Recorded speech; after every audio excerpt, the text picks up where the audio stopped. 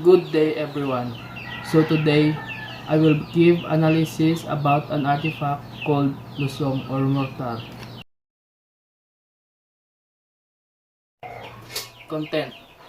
Lusong is a wooden mortar with 20 inches in length and 22 inches width, shaped by burning coal on the center of a tree.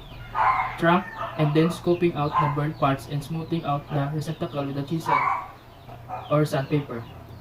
Bayo is the pestle, also made of wood, usually from a long and straight branch or trunk of a tree. These two work in tandem. It is used device for milling and pounding. The mortar is a durable bowl commonly made of wood, rice grain, banana and other materials that needs to pound to transform into finer pieces. Citation.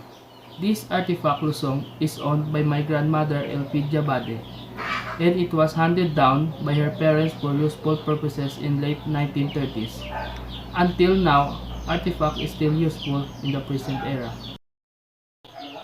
On late 1920s, we all know that technologies was not yet developed. People are experiencing struggle until our great-grandparents and their parents before them relied on this oversized wooden mortar and pestle. The implements are made of hardwood.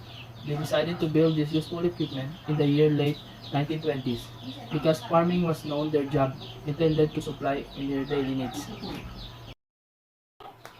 Until it was used for processing rice, separating the husk and the grain, and for preparing cacao as pounding the seed separates the kernel from the shells.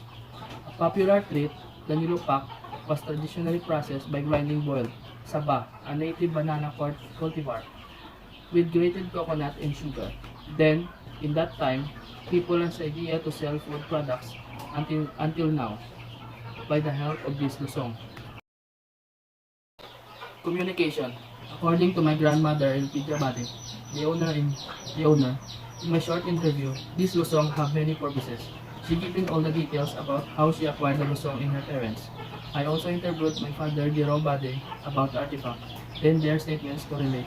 Then this artifact is reliable because I have seen and touched the object quite damaged in condition, but it is still ready to do job. When I was a kid, I thought this lusong was just a simple object intended for design or decoration inside houses, until I heard the explanation of my grandmother that this object is used for processing grains and corn. It enlightens my mind, and I also admire the people for their creativity and idea. I also learned that this artifact is still existing, and it has more versions. It can be small in size, just like what we see in our kitchen, and I discovered it can be made up of plastic or glass. Conclusion.